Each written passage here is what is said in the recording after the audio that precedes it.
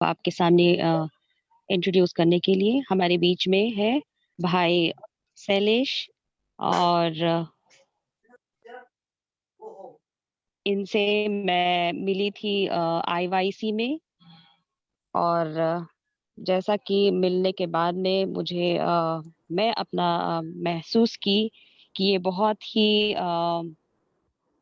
परमेश्वर के दास हैं। और ये पुणे से हैं। और ये हिंदी में होप चैनल में स्पीकर भी है। और मराठी AWR में भी ये स्पीकर है। और आईवाईसी के कोऑर्डिनेटर्स में से भी है। भाई शैलेश को मैं जानती हूँ कि वो परमेश्वर के काम में लगे हुए हैं। और उनका जो लाइफस्टाइल है पूरी तरह से परमेश्वर के लोगों को किस तरह से रहना चाहिए, ये मैं उनके जीवन में देखी हूँ। और बहुत ही मैं जब मिलने के बाद में मुझे बहुत ही इंस्पिरेशन मिला। और आईवाईसी में जाने के बाद में इनको देखने के बाद में हमें लगा कि प्रेयरफुल लाइफ जीना हम लोगों को कितना आवश्यक है। और परमेश्वर के नजदीक रहना अभी के समय में कितना जरूरी है। भाई शैलेश बहुत सारे जगह में परमेश्वर का काम कर रहे हैं, बहुत बिजी है। इसके बावजूद हमारे बीच में आज परमेश्वर के वचन को बांटने के लिए इन्होंने अ, समय दिया। इसके लिए मैं बहुत-बहुत धन्यवाद देना चाहती हूँ। और बिना विलंब किए मैं इस समय में भाई शैलेश को समय देना चाहती हूँ। ये समय आपका है। यीशु मसीह के नाम में मैं हर किसी का हार्दिक स्वागत करता हूं और आशा करता हूं कि आज का ये जो संदेश है, ये संदेश हम सभी लोगों के लिए रूहानी तौर पर लाभदायक ठहरेगा और इसके ज़रिए हम यीशु मसीह को इबादत देने वाले सच्चे मसीह के लोग बन जाएँ। भाई और बहनों, शुक्रिया अदा करना चाहता हूँ यहोवा का कि उसने हमें ये मौका दिया है ताकि हम यहाँ पर इकट्ठा होकर उसका वचन पढ़ सकें, उसका वचन ग्रहण कर सकें। आप सभी का भी मैं धन्यवाद करना चाहता हूँ कि आपने इस योग्य समझा कि मैं आपके बीच में यहोवा का वचन साझा कर सकूं। भाई और बहनों, आज का जो संदेश है वो संदेश है यहोवा का स्वास्थ्य की योजना। यहोवा की स्वास्थ्य की योजना या तो फिर परमेश्वर की स्वास्थ्य की योजना। परमेश्वर ने जब हमें बनाया, हमें सेहत दी, तो उसकी योजना हमारे लिए क्या थी, उसके बारे में हम पढ़ने जा रहे हैं। उसके पहले मैं विनती करता हूं कि हम सब लोग हमारी आंखें बंद करेंगे, सिरों को झुकाएंगे और प्रार्थना में जाएंगे। आइए हम प्रार्थना करते हैं। हमारी यहोवा तू जो स्वर्ग में है, धन्यवाद करना चाहते हैं इस समय के लिए, इस सुनहरे पल के लिए जो आपने हमें दिया है ताकि आपके वचन को हम पढ़ सके, ग्रहण कर सके, आपके कदमों में आकर भाई और बहन बनकर यहोवा आपके प्यार का एहसास हमें हो सके। विशेष रूप से विनती करते हैं यहोवा कि पवित्र आत्मा से हमें मसा कर देना ताकि जो भी हम कुछ पढ़ते हैं उसके अनुसार चलने वाले हम मसीह के लोग बन जाएं। यहोवा, बहुत सारे लोग हैं जो हमारे बीच में आज मौजूद नहीं हैं। हम विनती करते हैं यहोवा कि आप उनके दिलो दिमाग को छू लीजिए ताकि वो आने वाले समय में हमारे साथ जुड़ जाए। यहोवा, यहाँ के बाद का अध्ययन, हमारा समय और आपका वचन जो है वो आपके हाथों में सौंपते हुए ये विनती यीशु मसीह के नाम में मांगते हैं। आमीन। भाई और बहनों, जैसे कि आप जानते हैं कि यहोवा ने हमें बहुत ही अद्भुत तरीके से बनाया है। हम यहोवा के वचन से पढ़ना चाहेंगे कि यहोवा ने हमें जो सेहत दी है, जो स्वास्थ्य दिया है, वो कैसे, किस योजना के तौर पर दिया है। और हम ये पढ़ना चाहते हैं कि यहोवा की इच्छा हमारे जिंदगी में क्या है। आइए मेरे साथ उत्पत्ति की किताब की तरफ जाएंगे। उत्पत्ति उसका पहला अध्याय और विशेष रूप से 26वां वचन। उत्पत्ति 1:26 यहां पर यहोवा का वचन कहता है,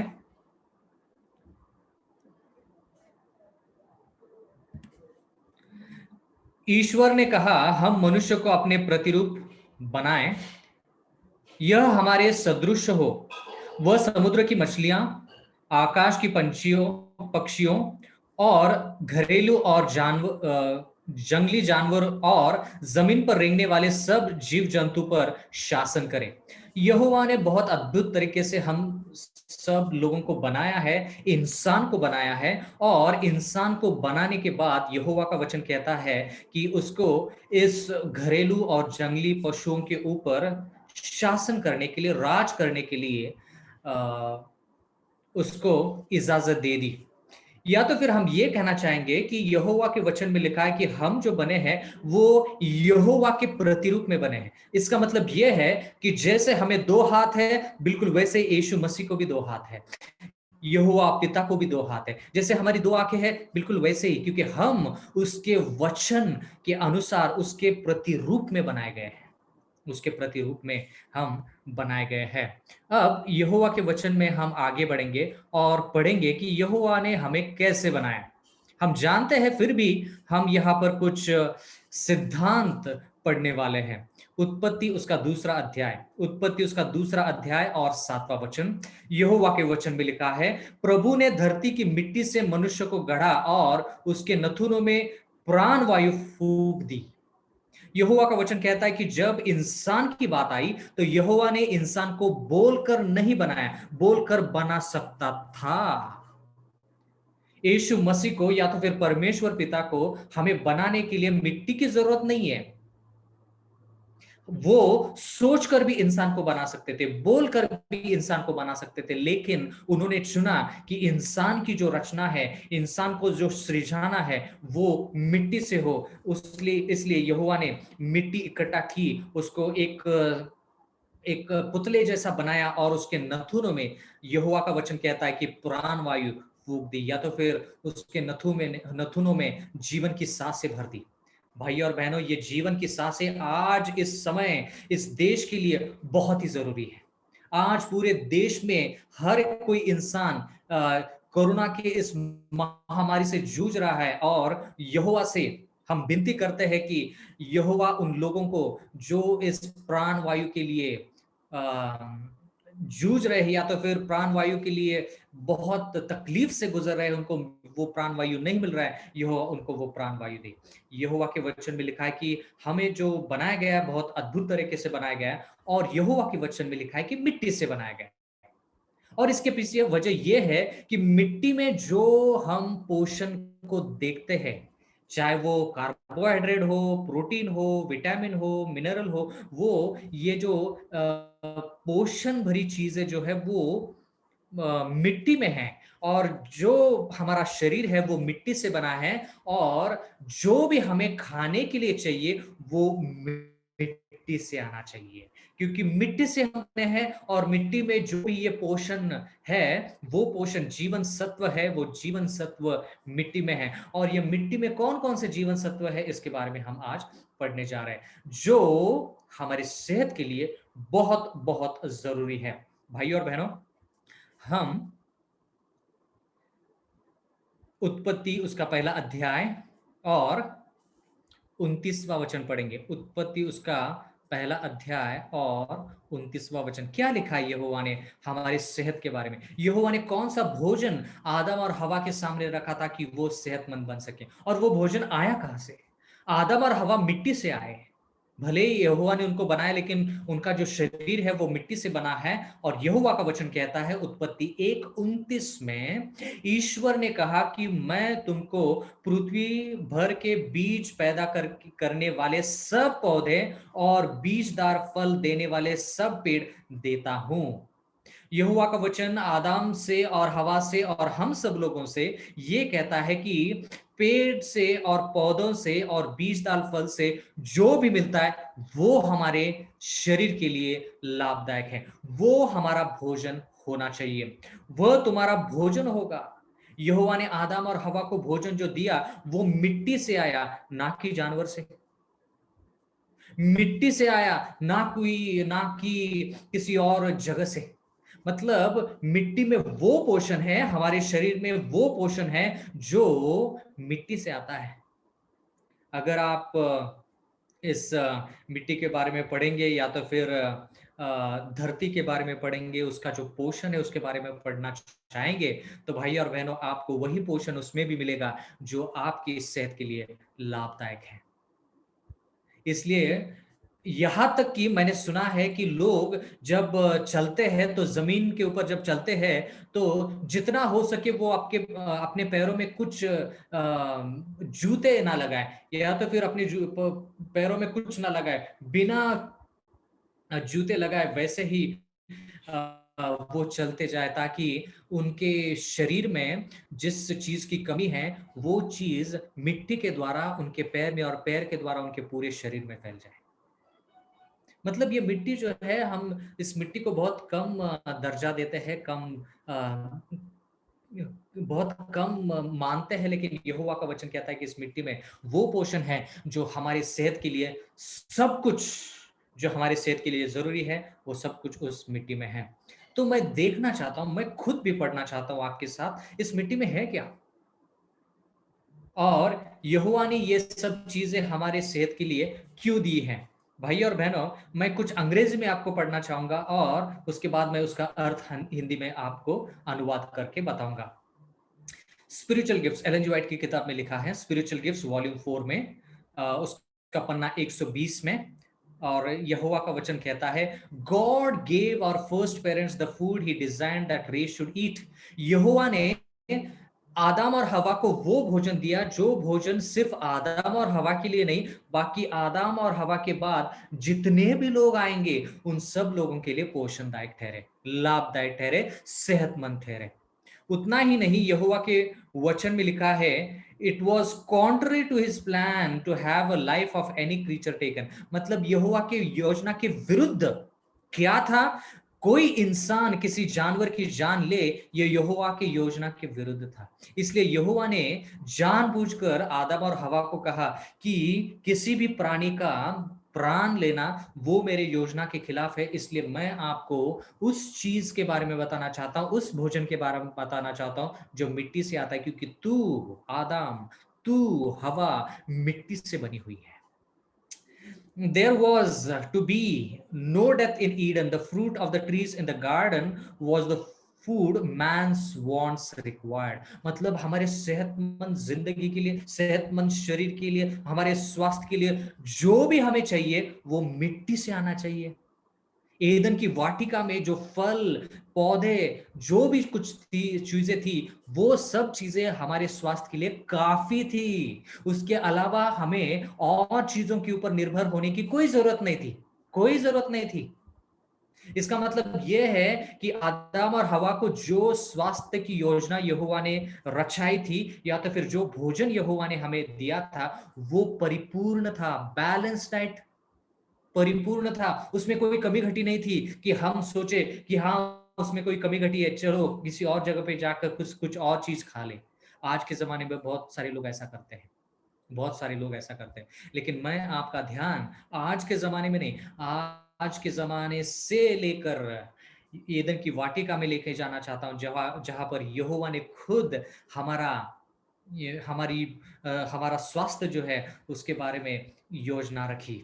बुक एजुकेशन, शिक्षा के बारे में एलन जी व्हाइट की किताब में उसका पन्ना जो है, 15वां पन्ना जो है, उसके पुष्ट पर लिखा है, when Adam came from the creator's hand he bore in his physical, mental and spiritual nature likeness of his maker। मतलब जब आदम और हवा को बनाया गया था तो आदम और हवा रूहानी तौर पर, मानसिक तौर पर, शारीरिक तौर पर यीशु मसीह के जैसे थे।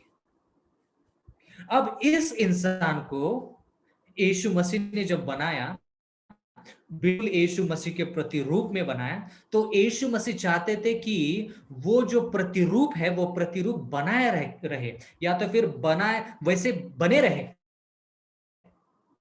और यीशु मसीह ने खुद आदम और हवा को वो भोजन दिया जिसकी वजह से उसका मानसिक, शारीरिक और रूहानी शरीर जो है, स्वास्थ्य जो है, वो बरकरार रहे, वो बरकरार रहे। ये जानना बहुत जरूरी है। और वो जो भोजन आदम और हवा को दिया गया था, वो भोजन से, उस पोषण से आदम और हवा सिर्फ एक ही स्तर पर न रहते हुए एक स्तर से दूसरे स्तर बढ़ते गए, शारीरिक तौर पर बढ़ते गए, मानसिक तौर पर वो होशियार हो गए और रूहानी तौर पर वो बढ़ते गए। इसलिए वो भोजन जो था, वो भोजन सर्वश्रेष्ठ भोजन था। उसमें हम कुछ बदलाव नहीं कर सकते, उसमें हम कुछ ज्यादा बढ़ा नहीं सकते, क्योंकि वो जो भोजन यहोवा ने उसके लिए दिया था, वो परिपूर्ण था। क्योंकि शरीर अगर परिपूर्ण है, तो भोजन भी परिपूर्ण होना चाहिए। भाई और बहनों, आपने बहुत बार देखा होगा कि आज की जो सरकार है, या तो फिर इसके पहले वाली भी सरकार जो थे, जो थी, उन्होंने जो पाठशाला में बच्चे पढ़ते हैं, उनके लिए सकस आहार, पोषण वाला आहार देने की बात रची थी और योजना की थी। और दोपहर के समय जो भी बच्चे पाठशाला में पढ़ते हैं, उनको पोषण भरा खाना जो था, वो खाना मेरे ख्याल से आज भी मिलता है। आजकल तो पाठशाला बंद है, लेकिन जब पाठशाला शुरू रहती थी, तो उस वक़्त वो पोषण भरा खाना उनको दिया जाता था। क्यों दिया जाता था? क्योंकि वो पोषण भरा खाना खाकर ही वो बच्चे जो है, वो स्वस्थ और या तो फिर सेहतमंद हो सकते हैं। लेकिन मैंने कभी भी ये नहीं पढ़ा, मैंने कभी ये नहीं सुना कि उस स्वास्थ्य भरे भोजन में मांसाहार दिया गया। स्वास्थ्य भरा भोजन दिया गया, लेकिन जो भी यहोवा ने हमें दिया है, वो परिपूर्ण है, वो परिपूर्ण है। अब हम पाप के पहले जो भोजन था, उसके बारे में हमने पढ़ा।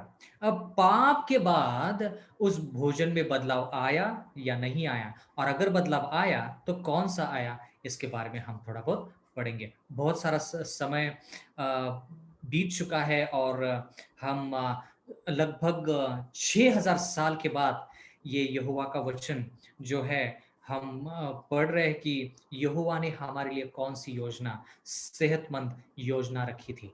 हम पाप के पहले जो भोजन था, उसके बारे में हमने पढ़ा। पौधे, फल और जो कुछ एदन की वाटिका में था, वो सब कुछ। अब पाप के बाद कौन-सा भोजन इंसान ने खाया? उत्पत्ति की किताब, उसका तीसरा अध्याय, उत्पत्ति 3 का 18, उत्पत्ति 3 का 18 पढ़ेंगे। उत्पत्ति 3 का 18 पढ़ेंगे। यहाँ पर यहोवा का वचन लिखता है, दर्ज किया है, वह कांटे और ऊंट कटारे पैदा करेगा, और तुम खेत की पौधे खाओगे। यहोवा का वचन कहता है कि पाप के बाद आदम और हवा ने पाप के बाद कौन-सा भोजन खाया? यहोवा का वचन कहता है कि खेत में से जो पौधे आते हैं, और उसके अलावा जो हम जड़ी-बूटियाँ जो कहते हैं, हर्ब्स जिसे कहते हैं, उसका भी सेवन करना आदम और हवा ने शुरू किया। उतना ही नहीं, आगे अगर हम पढ़ेंगे, तो यहोवा का वचन कहता है कि लोगों ने बहुत सारी चीज़ें जो खेत से आती है, वो खाना शुरू कर दिया। यहोवा का वचन कहता है कि पाप के बाद इंसान का जो शरीर है, इंसान की जो सेहत है, वो काफ़ी मात्रा में कमी-घटी उसमें पाई गई। काफ़ी मात्रा में कमी-घटी पाई गई, और यहोवा का वचन कहता है कि पाप के बाद उसकी जो आयु थी, उसकी जो उम्र थी, वो उम्र भी कम-कम होने लगी। कम और बहुत कम होने लगी। लेकिन भाइयों और बहनों, पाप के बाद भी यहोवा का वचन कहता है कि काफ़ी सालों तक काफ़ी सालों तक लोगों ने वो भोजन खाया जो खेत से आता है, जो मिट्टी से आता है, जो धरती से आता है। काफ़ी सालों तक उन्होंने वो भोजन खाया, और यहोवा का वचन कहता है, अगर आप उत्पत्ति की किताब में पढ़ेंगे, लोग 9 से साल, साढ़े 900 साल, 800 साल, साढ़े 800 साल, या तो फिर उससे भी बढ़कर उनकी उम्र, उनकी आयु आप देखते हैं। क्यों? क्योंकि उन्होंने वो भोजन खाया जो यहोवा ने उनको दिया था। अब यहोवा का वचन कहता है कि उन लोगों ने धीरे-धीरे उस शाकाहार भोजन जो था, फल, या तो फिर अनाज, या तो फिर जड़ी-बूटियाँ, इसके अलावा लोगों ने न बिना किसी इजाज़त के मांसाहार खाना शुरू किया, पाप की वजह से। बिना किसी इजाज़त के मांसाहार खाना शुरू किया। अब मैं आपके लिए कुछ पढ़ना चाहता हूँ, जो आपके लिए, मेरे लिए बहुत ही महत्वपूर्ण है। अंग्रेज़ी में पढ़ूँगा, उसके बाद उसका अनुवाद हिंदी में करूँगा। Spiritual gifts volume 4, page 121, paragraph 1. The people who lived before flood ate animal food. मतलब जो भी लोग बाढ़ के पहले, नूह के बाढ़ के पहले लोग जिंदा थे, कुछ समय पहले उन्होंने मांसाहार खाना शुरू किया।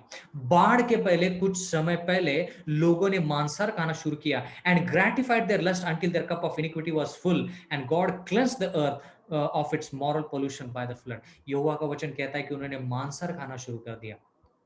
यहोवा की बिल्कुल इच्छा नहीं थी कि वो मांसाहार खाएं। भाई और बहनों,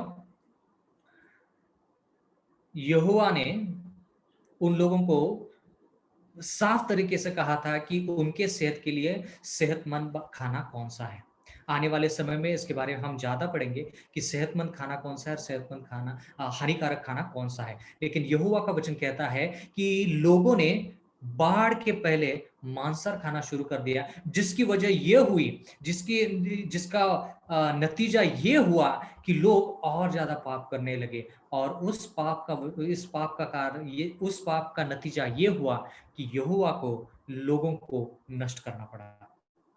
अब पाप के बाद लोगों ने मांसाहार खाना शुरू किया। कब तक? बाढ़ के पहले उन्होंने खाना जो था वो शाकाहार भी खाते थे, लेकिन मांसाहार भी खाना उन्होंने शुरू कर दिया। अब बाढ़ के बाद उनका खाना कैसा था, उसके बारे में हम पढ़ेंगे। भाई और बहनों, अजीजों, मैं आपसे विनती करता हूं कि जो भी वचन हम पढ़ रहे हैं उसके ऊपर गौर करें, क्योंकि हम एदन की वाटिका से हम शुरू कर चुके हैं। एदन की वाटिका जहां पर पाप बिल्कुल नहीं था, उस समय आदम और हवा का भोजन क्या था? पाप के बाद और बाढ़ के पहले उनका भोजन क्या था? अब पाप के बाद, लेकिन बाढ़ के बाद उनका भोजन क्या था, उसके बारे में हम पढ़ेंगे। उत्पत्ति उसका 9वां अध्याय, उत्पत्ति उसका 9वां अध्याय और 3रा वचन, उत्पत्ति 9 का 3। यहोवा के वचन में लिखा है, हर विचर विचरने वाला प्राणी तुम्हारे भोजन के काम आ जाएगा। मैं हरी वनस्पतियों के साथ ये सब तुम्हें दे देता हूं। यहोवा का वचन कहता है कि यहोवा ने उन लोगों को हरी जो जड़ी बूटियां या तो फिर हरी जो हरियाली थी उसमें से भी यहोवा ने उनको खाना दे दिया। अब यहाँ पर लिखा है कि जो भी प्राणी रेंगते हैं वो यहोवा ने उनको खाने के लिए दी। अब जो भी प्राणी रेंगते हैं, इसका मतलब क्या? कुछ भी खा सकते हैं? जो भी प्राणी रेंगता है वो हम खा सकते हैं? नहीं भाई और बहनों, रेंगने वाले प्राणियों में से जो प्राणी शुद्ध है वही चीजें यहोवा ने उनको खाने के लिए दी। यहोवा अच्छी तरह से जानता है, अगर वो लिखेगा कि सब रेंगने वाले प्राणी आप खा सकते हैं तो इंसान कुछ भी खाएगा, जैसे आजकल के जमाने में हो रहा है। मैंने सुना है कि कुछ लोग छिपकली भी खाते हैं। अब मुझे पता नहीं कि उनको वो विचार कहाँ से आए, लेकिन यहोवा का वचन कहता है कि रेंगने वाले मतलब चलने फिरने फिरने वाले जो जानवर है, वो जानवर इंसान खा सकता है, ऐसे यहोवा ने उनको इजाजत दे दी। रेंगने वाले नहीं, मतलब कहने का मतलब ये है कि चलने फिरने वाले जानवर। लेकिन चलने फिरने वाले हर कोई जानवर नहीं, चलने फिरने वाले वही जानवर जो शुद्ध है, जो शुद्ध है। अब शुद्ध जानवर के बारे में हम कहां पर पढ़ते हैं? शुद्ध और अशुद्ध जानवर के बारे में हम कहां पर पढ़ते हैं? भाई और बहनों, बहुत सारे लोग बोलते हैं, बहुत सारे लोग ये मानते हैं कि लेवी व्यवस्था की किताब में ही पहली बार हम शुद्ध और अशुद्ध भोजन के बारे में पढ़ते हैं। लेकिन वैसा नहीं है, लेकिन वैसा नहीं है। भाई और बहनों, अगर आप उत्पत्ति की किताब में पढ़ेंगे तो वहां पर आपको पता चलेगा कि नूह के बाढ़ के समय नूह को बताया गया था कि जो शुद्ध प्राणी है वो 7 के जोड़ी में और जो अशुद्ध है वो 2 की जोड़ी में लेकर वो उस जहाज में जाए। याद है ना? पढ़ेंगे पढ़ेंगे। अगर आपके पास पवित्र शास्त्र है तो कृपा करके मेरे साथ वो खोलिए, जहां पर हम देखेंगे कि यहोवा का वचन क्या कहता है। उत्पत्ति की किताब उसका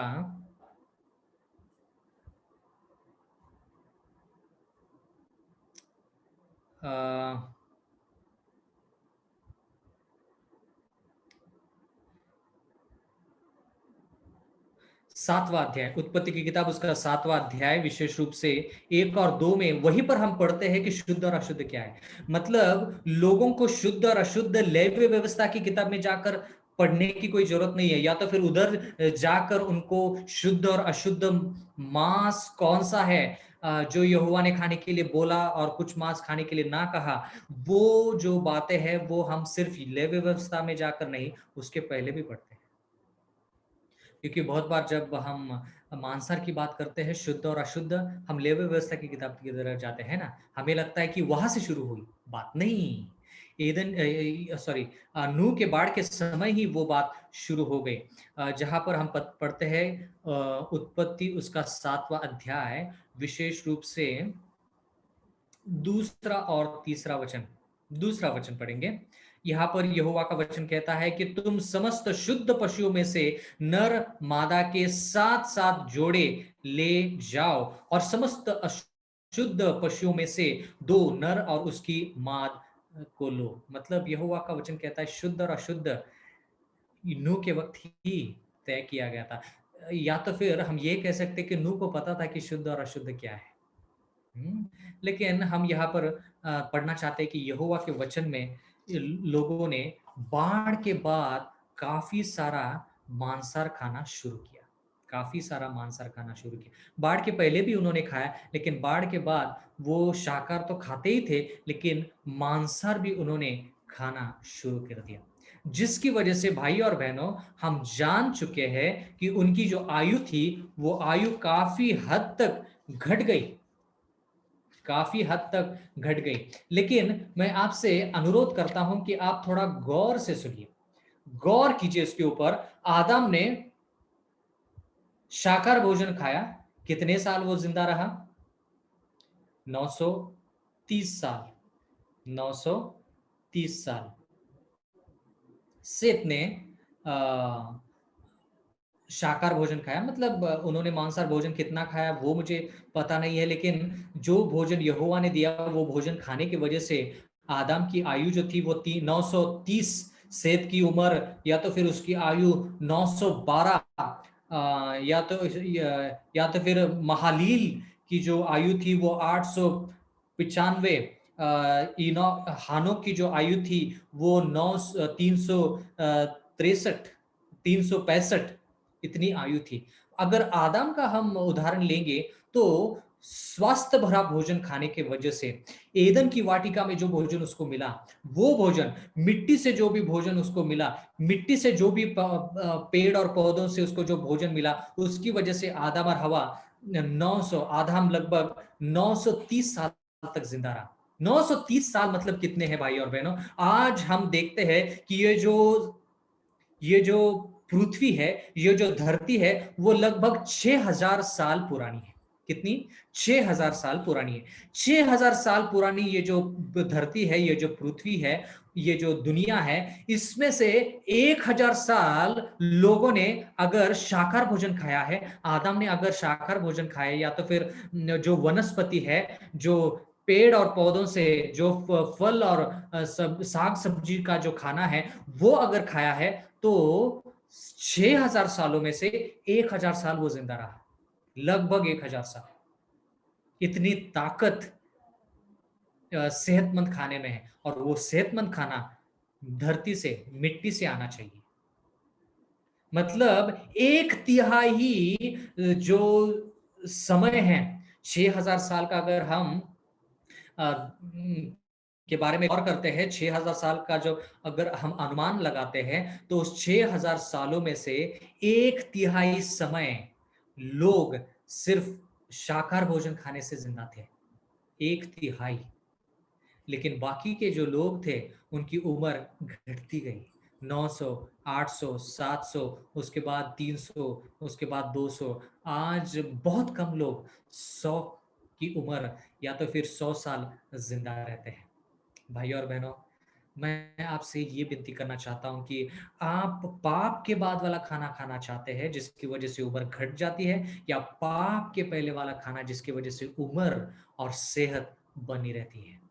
भाई और बहनें, मैंने आपके सामने यहोवा का वचन रखा है और यहोवा का वचन यही कहता है कि जो यहोवा ने पहले आदम और हवा को दिया, वो सिर्फ और सिर्फ आदम और हवा के लिए नहीं था, वो पूरे मानव जाति के लिए था और मानव जाति आज भी जिंदा है। यहोवा का वचन कहता है, मैंने एक बार एलन जी व्हाइट की किताब में लिखा लिखा हुआ पढ़ा। एलन जी व्हाइट की किताब में ये लिखा था कि आदम हमसे 20 गुना ज्यादा होशियार और शक्तिशाली था, ताकतवर था, 20 गुना ज्यादा। अगर वो 20 गुना ज्यादा हमसे अगर वो हमसे 20 गुना ज्यादा शक्तिशाली नहीं रहता, तो हम तक ये मानव जाति जो है वो हम तक नहीं पहुंचती, उसके पहले ही खत्म हो जाती। कल्पना कीजिए कि आदम और हवा ने किस किस तरह का खाना खाया होगा।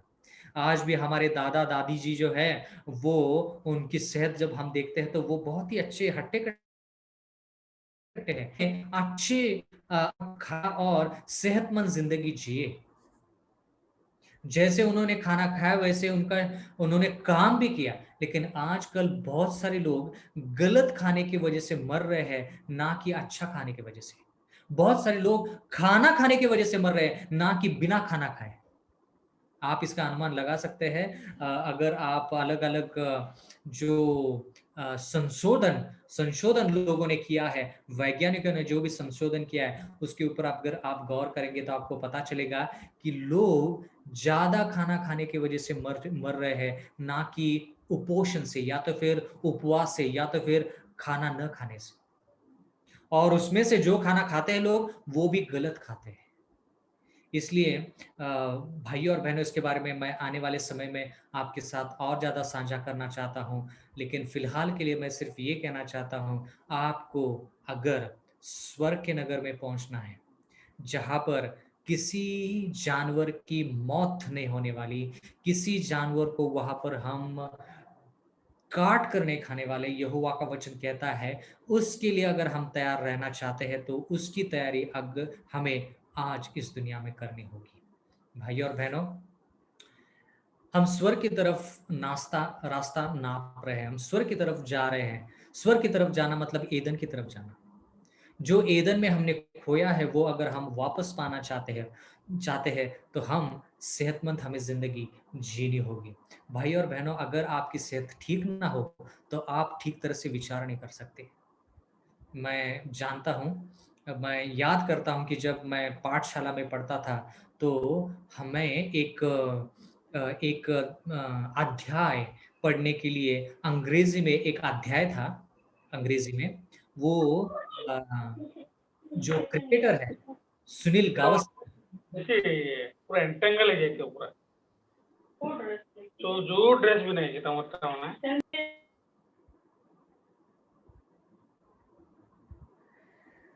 मैं याद करता हूँ कि जब मैं छोटा था, पाठशाला में पढ़ रहा था, तो मुझे याद है, मैं ये क्यों कह रहा हूँ, क्योंकि अगर सेहत ठीक नहीं है, तो हमारा ध्यान कहीं पर भी नहीं जाता। हमारा ध्यान सिर्फ़ हमारी बीमारी के ऊपर रहता है, हमारे दर्द के ऊपर रहता है। इसलिए यहोवा का वचन कहता है कि हम सेहत भरी ज़िंदगी जिए। याद करता हूँ कि जब मैं पाठशाला में पढ़ रहा था, तो उस वक़्त हमें एक अध्ययन के तौर पर बहुत ही मशहूर क्रिकेटर सुनील गावस्कर, उनके बारे में अ, उनके जो अनुभव था, उसके बारे में हमें पढ़ने के लिए पाठशाला में मिला। और वो अनुभव ये है कि सुनील गावस्कर एक बार जब क्रिकेट खेलने गए थे, तो गलती से उनको उनके दाँत में कुछ दर्द शुरू हुआ और वो उसी दर्द लेकर खेलने लगे। उन्होंने बहुत सारे रन्स बनाए और मुझे अभी भी याद है कि एक बार उन्होंने उस मैच के दौरान, उस खेल के दौरान उनको लगा कि उनको प्यास लगी है। तो एक इंसान को उन्होंने बुलाया और कहा कि मुझे पानी लेके आओ, और वो पानी जो लेके आया, वो पानी बहुत ठंडा था। पहले उनके दाँत में दर्द था और जैसे उन्होंने पानी पिया, वो अध्याय जो था वो कह रहा था, उनका अनुभव जो है वो अनुभव ये कह रहा था कि वो जो छोटा-सा बर्फ का टुकड़ा जो था, वो बर्फ का टुकड़ा जाकर उनके दाँत में चुभ गया, जिस दाँत में उनको दर्द हो रहा था। तो उन्होंने कहा कि वो दर्द इतना भयानक था कि पूरे मैच के दौरान उनका ध्यान मैच की तरफ ज़्यादा नहीं, बल्कि दर्द की तरफ था। उन्होंने मैच जिताकर भारत को मशहूर बनाया, लेकिन उनका ध्यान उस दर्द की तरफ था, उस दर्द की तरफ था। उतना ही नहीं, लोगों ने मैच जीतने के बाद सुनील गावस्कर को ऊपर उठाया, उनको हवा में उछाला। वो सब कुछ बहुत बड़ी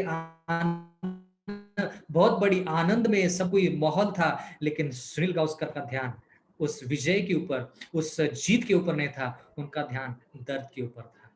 भाइयों और बहनों, दर्द जिंदगी में अच्छा नहीं है, बीमारी जिंदगी में अच्छा नहीं है। अगर आप चाहते हैं कि आपकी जिंदगी में आप जो भी जीत हासिल करना चाहते हैं, वो उसका अनुभव आपको हो, तो आपको सेहतमंद जिंदगी जीनी होगी। बहुत सारे लोग इस दुनिया में हैं जिनके पास पैसा है लेकिन सेहत नहीं है। बहुत सारे लोग इस दुनिया में हैं जिनके पास बहुत कुछ है लेकिन सेहत नहीं है। मैं आपसे विनती करता हूं भाइयों और बहनों, जो भोजन यहोवा ने आदम और हवा को दिया, उसमें कोई भी कमी घटी नहीं थी। कोई भी इंसान नहीं, ये नहीं कह सकता कि उसमें कमी घटी थी, इसलिए हमें उस भोजन में बदलाव लाना होगा। उस शाकाहार भोजन में, जिसमें आप फल, अनाज, सूखा मेवा और साग सब्जी, ये 4 चीजें जो देखते हैं, फल, अनाज, सूखा मेवा और साग सब्जी जो है, वो हमारी सेहत के लिए काफ़ी है। वो अगर खाना हम खाएँगे तो हम सेहतमंद रहेंगे। उसके अलावा हमें मांसाहार खाने की ज़रूरत नहीं है। उसके अलावा हमें ये कहने की ज़रूरत नहीं है कि मांसाहार खाएँगे तो वो खाना परिपूर्ण हो जाएगा। नहीं, आदम और हवा को जो खाना मिला वो परिपूर्ण था, और जब तक हम वो खाना खाएँगे, सेहतमंद रहेंगे, हमारा दिमाग तेज़ रहेगा और यीशु मसीह के दूसरे आगमन के लिए हम तैयार रहेंगे। इसके बारे में अगर आपको ज़्यादा पढ़ना है तो मेरे साथ आने वाले समय में जुड़ जाए, ताकि हम यहोवा के वचन से पढ़े। यहोवा आप सभी को उद्धार की जिंदगी दे और स्वस्थ भरा शरीर दे। यीशु मसीह के नाम में आमीन।